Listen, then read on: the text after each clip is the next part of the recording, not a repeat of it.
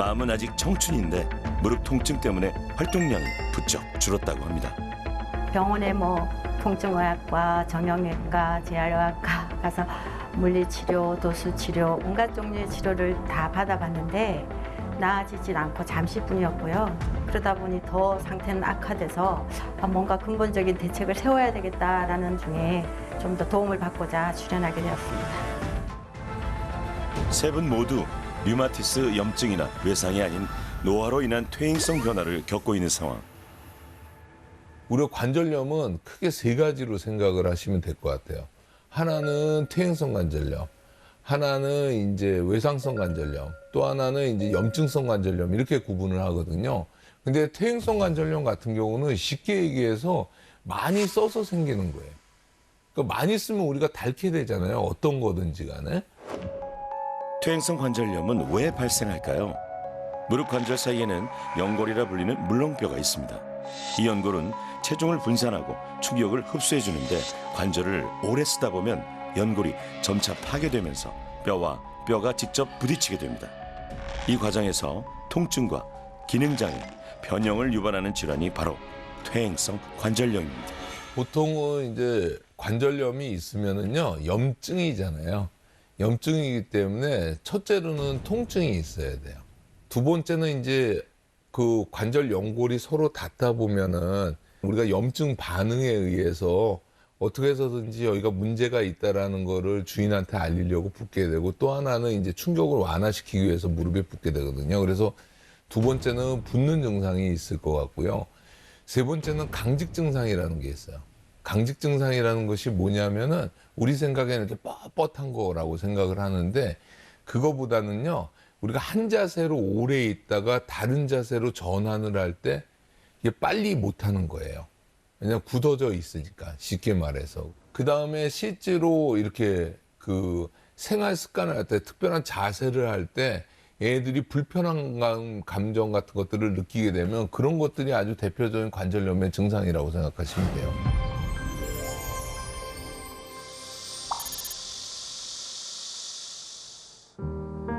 오랜 시간을 대학 강단에 서온 민영님.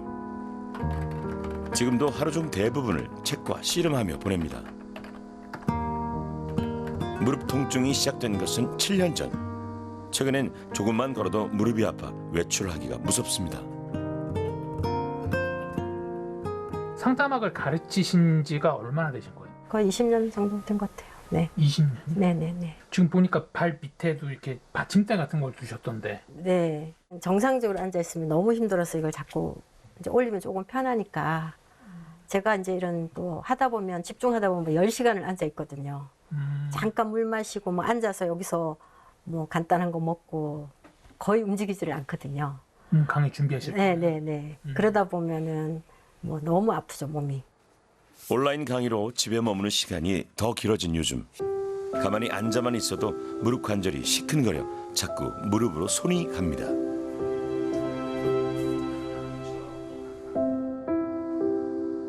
젊은 시절 의전 비서로, 이후엔 대학 교수로 늘 정장 차림을 고수해왔다는 민영님. 구두도 즐겨 신었습니다. 원래는 주로 어떤 스타일의 신발을 신으셨어요? 원래 이런 거 요거 신고 7cm. 기본적으로 일단 높이는 다 있으시네요. 네. 전체적으로. 네.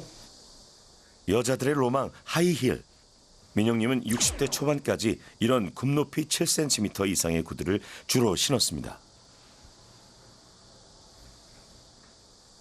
힐 신는 게 더 편하세요? 네. 어머님은? 네. 보통은 이게 좀 이렇게 근육이나 이런 게 되게 긴장돼서 좀.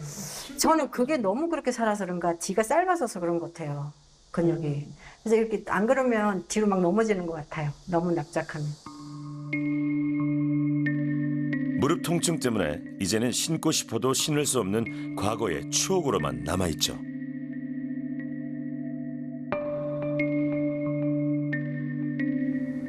어제도 잠깐 어디 남편하고 외출해서 2층 계단인데 못 내려오겠더라고요. 내려오는 거야? 네네네. 못 내려와서 막 붙들고 막 이렇게 몸을 옆으로 틀어서 근근히 붙잡고 내려왔어요. 어머, 내가 지금 벌써 한 90 정도 노인 할머니들 그런 모습이 되었구나 생각해 좀 심각하구나 생각이 들었습니다.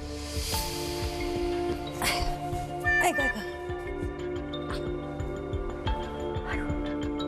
앉을 때마다 곡소리가 절로 납니다.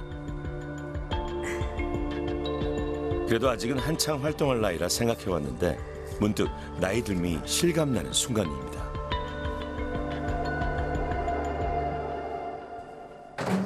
아파하는 아내를 보다 못해 짝꿍이 나섭니다. 민영님보다 8살 연상, 70대 중반인 남편의 무릎은 아직 건강하다는데요.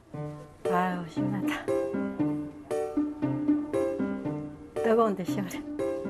이걸 하면 좀 조금 통증이 덜하고 밤에는 안 하면 너무 힘들어요.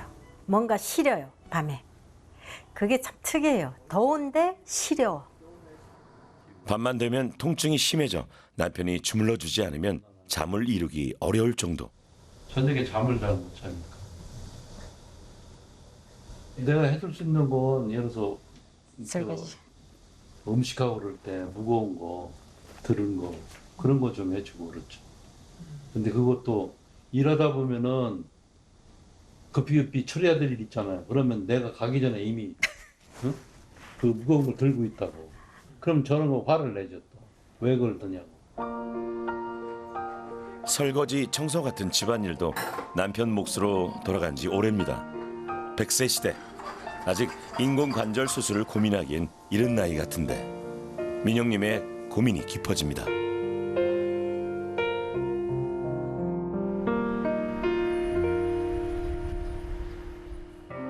민영님의 무릎은 어떤 상태일까? 방사선 검사로 무릎 관절의 퇴행성 변화를 살펴봤습니다.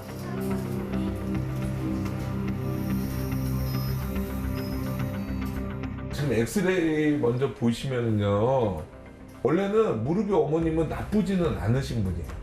이렇게 붕 떠 있는 게 좋습니다. 관절염으로 따지면 한 1기, 2기? 민영님은 퇴행성 관절염 1기에서 2기에 해당하는 초기 단계로 진단됐는데요. 퇴행성 관절염은 크게 4단계의 병기로 나눌 수 있습니다. 1기와 2기는 비교적 초기에 해당하죠.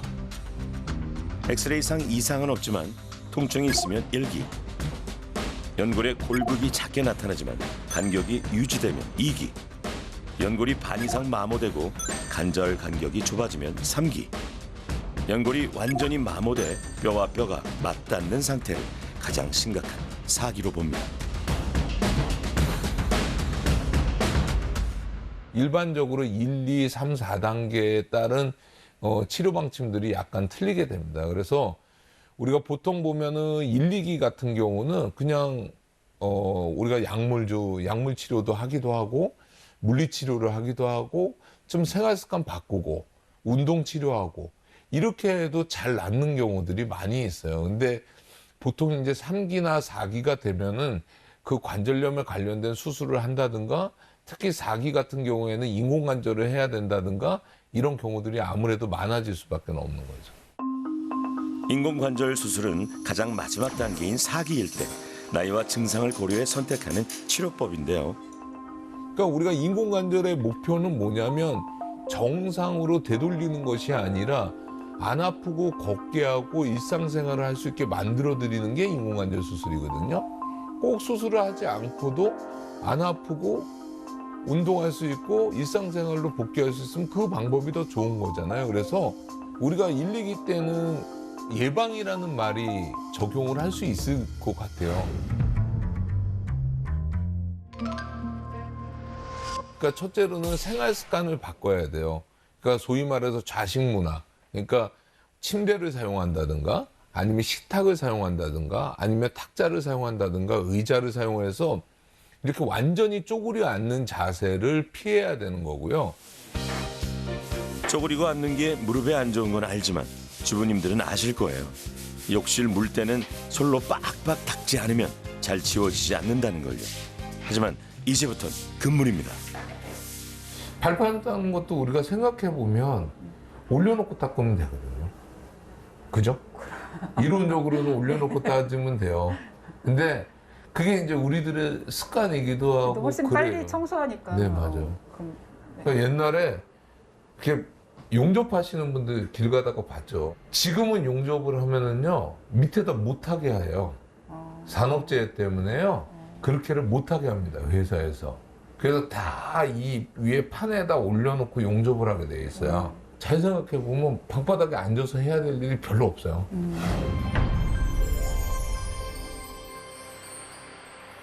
며칠 후 희정님네를 다시 찾았습니다. 앉아서 바닥 솔질을 하는 건 여전하신데요. 대신 앉은 뱅이 의자에 앉아서 하시네요. 앉아서 하는 게 불편하진 않으세요? 네, 괜찮네요. 불편할 것 같았는데 해보니까 괜찮네요. 안 불편한데? 이거 괜찮네요, 진짜로. 목이 좀 덜 불편하세요? 네, 많이 불편한 게 없어요. 이렇게 하니까. 쪼그려 앉는 자세는 체중의 약 10배가 무릎에 가해져서 피해야 하는데요. 불가피한 경우에 의자를 활용하는 게 도움이 됩니다.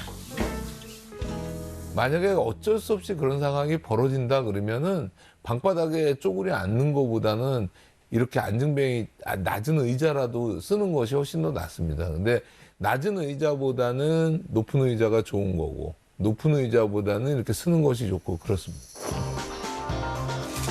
소파 대신 바닥에 앉는 습관을 가진 민영님. 소파는 등받이일 뿐 바닥에 앉는 게 더 편한 분들 많으실 거예요. 이 습관을 고치지 않으면 절대 무릎 건강을 지킬 수 없습니다. 민영님도 바닥 대신 소파, 식탁으로 일상을 확 바꿨습니다.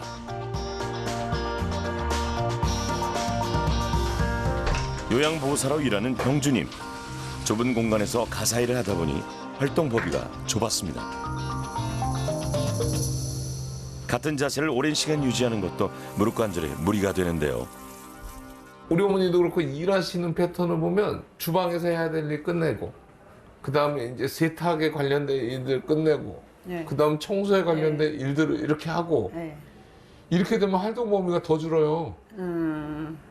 그러니까 이왕이면 물론 뭐 그 안에서 너무 이론적인 얘기긴 하지만 주방일 하시고 설거지 하시고 빨래 좀 이렇게 왔다 갔다 넣으시고 그 다음 다시 와서 뭐 주방에서 음식 좀 하시고 저쪽에 가가지고 뭐 청소 좀 하시고 그러니까 그 안에서라도 조금 움직이시는 게 좋을 것 같아요. 특히 집안일은 요리 하나를 해도 오래 한 자리에서 서 있어야 하죠. 좀 부산스러워 보이더라도 활동량을 늘리는 게 중요합니다. 부엌 일을 잠깐 하다가 청소도 좀 하고 다시 부엌 일을 하는 식으로 이것저것을 오가며 일하는 습관이 좋습니다. 두 번째 솔루션, 식습관입니다. 곰탕이나 도가니탕처럼 특정 음식이 무릎에 좋다는 속설은 많은데 사실은 어떨까요? 그러니까 연골하고 바로 붙어 있는 뼈들이 약해지면은 아무래도 연골 입장에서는 불리할 수밖에 없잖아요. 그러니까 이런 것들은 결국 이제 골다공증이나 아니면 골대사에 관련이 될 수밖에 없는 거예요. 그러면 골대사에 관련된 것들이 무엇이 있냐 보면 우리가 잘 알고 있는 칼슘 대사하고 관련이 돼 있는 거거든요. 그렇기 때문에 이런 칼슘들을 갖다가 섭취를 해주는 것이 좋죠. 그래서 연세 드시면은 부족한 부분 중에 하나가 단백질이에요. 단백질 같은 것들이 부족하게 되고 무기질이 부족하게 되는 거거든요. 이런 무기질 같은 거나 단백질을 갖다가 섭취하는 것이 좋겠죠. 특별히 무릎 관절염에 좋은 음식은 없습니다. 다만 다양한 영양소를 고르게 섭취하는 것은 중요한데요. 늘 기본을 지키는 것이 어려운 법이죠. 귀하신 몸 세 분을 위해 영양 전문가의 도움을 받아 식습관 상담을 받았습니다. 저한테 사전에 주신 그 식습관 조사지를 바탕으로 한번 말씀드리겠습니다. 채소 섭취가 굉장히 적으세요. 하루에 요거 딱 한 접시 드신다라고 응답을 해주셨기 때문에 끼니마다 채소의 섭취를 더 배로 늘릴 수 있도록 노력을 해주시고요. 두 번째, 고기나 생선, 달걀, 콩이 해당하는 어육류는 매 끼마다 반찬으로 넣어주시면서 매일 3, 4회 정도 섭취를 해주셔야 됩니다. 평소 세 분은 하루 두 끼만 먹거나 국물에 밥을 말아서 후루룩 때우는 경우도 많았습니다. 특히 공통적으로 부족한 것은 채소와 단백질이었습니다. 단백질의 경우 콩, 두부, 견과류 등에 포함된 식물성 단백질과 어패류, 육류에 포함된 동물성 단백질을 고루 섭취해야 하는데요. 단백질의 경우에는 가장 기본이 되는 거는 고기로 생각했을 때 돼지고기건 소고기건 상관없이 대신에 살코기로 40g인데요. 쉽게 생각하시면 탁구공 크기 그냥 한 개라고 생각하시면 돼요. 네. 그래서 요거 기준으로 봤을 때 동일한 영양소를 가진 것은 생선으로 치면 손바닥만한 크기 한 토막 50g 내지는 70g이 해당이 될 거고요. 두부 요즘 많이들 드시니까 두부 5분의 1모 생각하시면 되시고, 그리고 계란 아주 기본적이죠. 그냥 계란은 한 개라고 생각하시면 돼요. 그리고 콩으로 치면은 이 정도 간장 종지 안에 담기는 정도라고 생각하시면 돼요. 그리고 멸치도 동일하게 이 정도. 모두 단백질이 포함된 식품인데요. 이들 중 적어도 5접시는 섭취해야 하루 단백질 권장량을 채울 수 있습니다.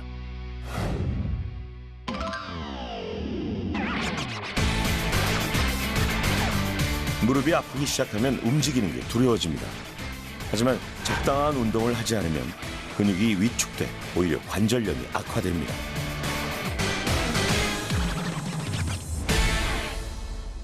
우리가 근육 운동을 안 해서 근력이 약화가 되면 무릎으로 가는 부하가 강해지면서 통증이 발생이 되게 되고, 통증이 발생이 되면 사람이 못 움직이잖아요. 그 근육은 더 많을 거 아닙니까? 그러면은 무릎으로 가는 부하는 더 세지고 통증이 더 심해질 거 아니에요? 이런 악순환이 계속 반복되거든요. 근데 우리가 조금 그런 환자들을 갖다 운동을 시키면 근육이 좀 붙을 거 아닙니까? 그러면 통증이 좀 줄어들겠죠?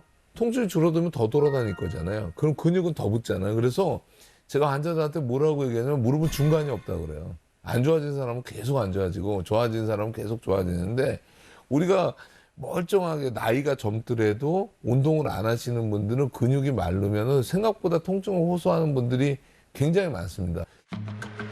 운동에 앞서 귀하신 세 분의 무릎 관절의 기능을 검사해 보기로 했습니다. 무릎을 펴고 접는 거 재볼 거예요. 먼저 오른쪽부터 해볼게요. 하나, 둘, 셋, 힘. 앞으로 뻥. 그렇죠. 앞으로 무릎 핀다. 힘. 무릎 관절을 펴는 힘인 신전 근력, 오케이, 그만. 그리고 무릎 관절을 구부리는 힘인 굴곡 근력까지. 무릎 관절의 근력과 기능적 손상 정도를 평가해 맞추는 운동을 제안하기로 했는데요. 하나 하고 앉고. 그렇죠. 아파. 너무 아프면 그만이라고 해주시면 돼요. 어머니가 스스로. 앉을 때가 힘들네. 아이고, 보기만 해도 힘겨워 보이네요. 네. 그렇죠. 하나. 세 분의 무릎 관절 근력 및 근지구력, 균형감, 심폐지구력을 토대로 무릎 재활 체조를 설계했습니다. 건강운동관리사, 공경식 전문가와 집에서도 따라할 수 있는 재활 체조를 배워볼까요? 안녕하세요. 저는 건강운동관리사 공경식이라고 합니다. 일단은 운동 전에 주의사항이 있거든요. 무릎이 보는 방향은 발이 보는 방향과 같아야 됩니다. 한마디로 발은 이 방향으로 보고 있으면 무릎도 똑같이 발이 보는 방향과 같아야 돼요. 자, 발은 이쪽으로 보고 있는데 무릎은 안쪽으로 들어가게 되면 또한 무릎이 부하를 많이 받습니다. 자, 바로 선 자세에서 우리 한 발, 맨발부터 앞으로 이렇게 빼볼게요. 약간. 그렇죠. 이렇게 우리 꼭지점 찍는다 생각하고, 이 앞발을 뒤꿈치 있는 바닥을 누르고, 이 뒤에 있는 오금 있죠? 오금은 뒤로 당긴다 생각으로 이렇게 쭉 눌러주는 거예요. 자, 이때 단순하게 무릎을 편다는 느낌보다 무릎 위에 있는 허벅지에 힘을 준다고 생각하고 쭉 이렇게 누르고, 하나, 다시, 둘, 다섯. 단순히 관절을 핀다는 느낌이 아니라 허벅지 근육에 힘을 주고 그대로 바닥 쪽으로 눌러준다고 생각하시면 돼요. 뒤꿈치를 들었다가 뒤꿈치를 최대한 눌러주고, 다시 뒤꿈치를 들었다가 뒤꿈치를 최대한 눌러주고,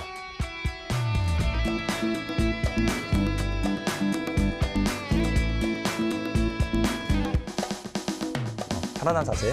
이 상태에서 우리 고관절, 무릎을 이렇게 구부리는 게 아니에요. 무릎을 구부리는 게 아니라 그대로 고관절을 접어서 다리를 들어줄 거예요. 알겠죠? 자, 이때 손은 우리가 오른발을 들 거면 왼손이 잡아주세요. 바르게 선 상태에서 우리 고관절을 그대로 위로 굽힘 하면서요. 무릎에 있는 끝부분이 올라간다고 생각하시면 돼요. 고관절의 기능을 높여 무릎의 부하를 줄이고 하체의 근력을 향상시키는 운동입니다. 10번에서 15번을 한 세트로 3번씩 하루 2~3차례 반복하면 됩니다. 무릎에 부담이 덜 가는 생활습관, 식습관, 운동까지 14일의 도전이 시작됐습니다. 도전 일주일차, 평소에 안 하던 운동인데 무릎은 좀 어떠신가요? 달라진 거는 제가 통증이 늘 존재하기 때문에 저도 모르게 맨 손이 그냥 무릎을 주무르고 있었거든요. 근데 그 주무르는 게 거의 없어진 것 같아요. 저도 보면 제가 깜짝 놀래요. 네. 그래서 진짜 운동의 효과라는 게 정말 놀랍구나. 다시 절감하게 돼요. 도전 8일차를 맞은 병주님도 일하는 틈틈이 운동에 열심이셨습니다. 허벅지는 땡기는데 뭐 아프고 그런 건 없어요. 오히려 운동하고 나면은 무릎은 어떠세요 지금? 좀 하고 나면은 조금 덜 아플 할까? 도전 12일차 희정님은 제일 젊으신 만큼 가장 많은 운동량을 보여주셨죠. 그거 솔루션으로 해준 그 동작은 오전에 20분, 오후에 20분 하고 오후에 이제 그거 동작 한 다음에 제가 개인적으로 하는 거는 뭐 동네를 한 바퀴 돈다거나 그러면 이게 한 40~50분 걸리거든요. 그리고 이제 다리에 좀 힘이 들어간 느낌이에요. 그래서 다리에 뭔가 좀 이렇게 탄탄해졌다고 할까? 하루 3끼 고른 영양소를 챙겨 먹는 노력도 이어졌습니다. 그렇게 일상 전체를 바꾸는 14일의 도전. 우리 몸은 얼마나 달라졌을까요?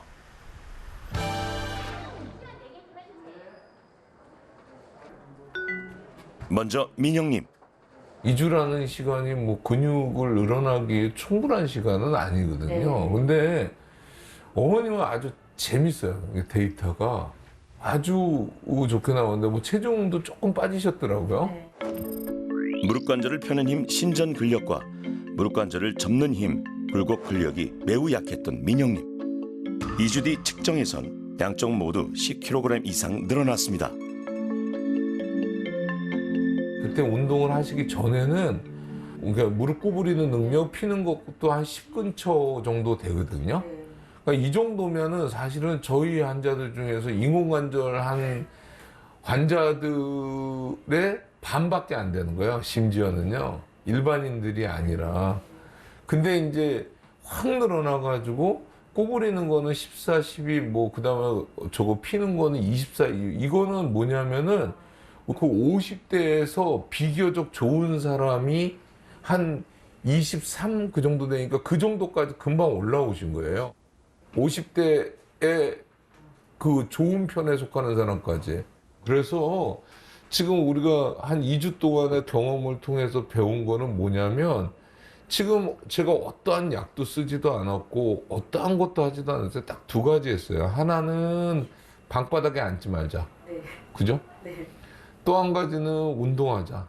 이 2가지로 다 해결을 한 거예요. 내려오는 계단을 한 계단도 못 내려왔어요. 그래서 옆을 잡고 옆에 이렇게 거북이 걸음이라 그러나? 개걸음처럼 그렇게 걸었는데 아까 그냥 5계단 그냥 씩씩하게 내려왔어요. 짧은 시간인데 내가 60년 넘게 안 하던 버릇이 어느 정도 의식을 하게 된다는 것이 참 놀라운 것 같아요. 2주 전 앉았다 일어나는 동작이 한눈에 보기에도 불안불안했던 민영님. 이제는 근력이 생기면서 움직임이 한결 안정적으로 바뀌었습니다.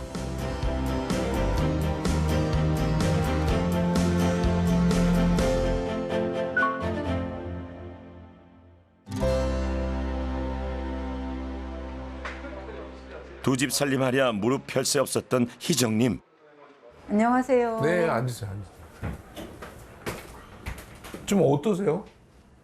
다리에 좀 힘이 생겼다랄까? 그래서 계단 올라갈 때 아팠던 거는 좀 많이 좋아졌어요.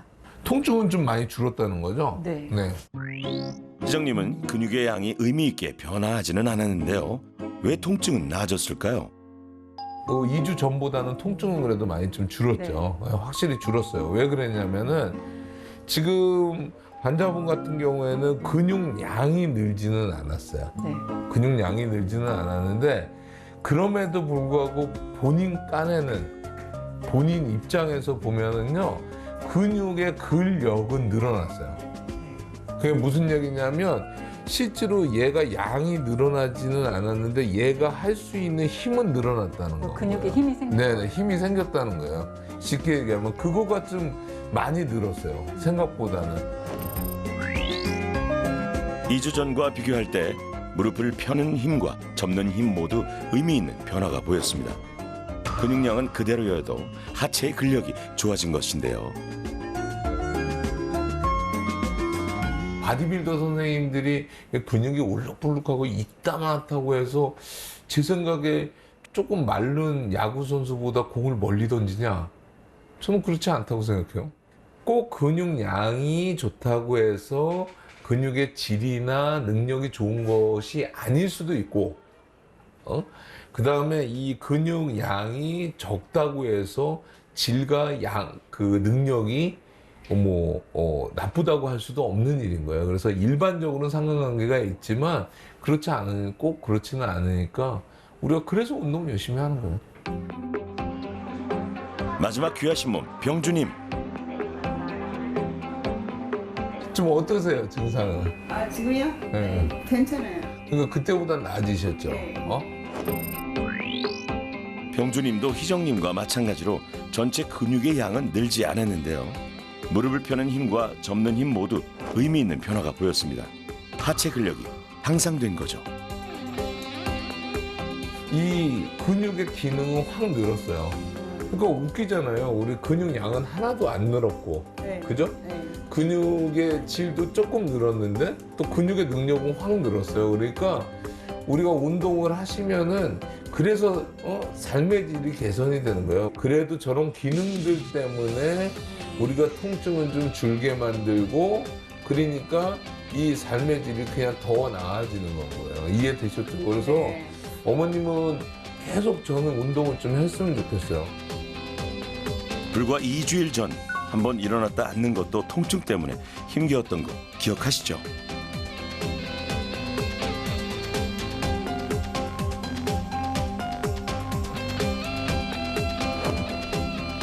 하체 근력이 생기고 이렇게 바뀌었습니다. 같은 분 맞나요? 와, 운동이 이렇게 중요한 겁니다.